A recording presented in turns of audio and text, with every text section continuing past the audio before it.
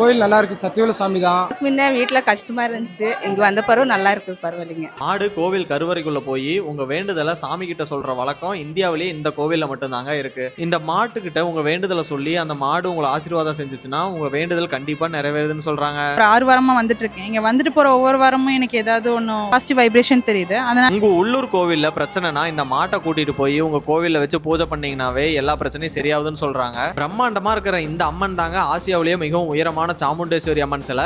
இந்த அம்மனை நீங்க வழிபட்டீங்கன்னா உங்க வாழ்க்கையில இருக்கிற எல்லா பிரச்சனையும் சரியாகுதுன்னு சொல்றாங்க. தேங்காய் கட்டுறாங்க, அது உரிக்காத தேங்காய் மூட்டை போட்டு தராங்க, ஒரு பையில கட்டி தராங்க.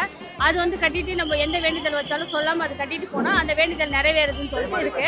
அந்த காசு ஓட்டுறது வந்து கடன் தீரும்னு சொல்றாங்க.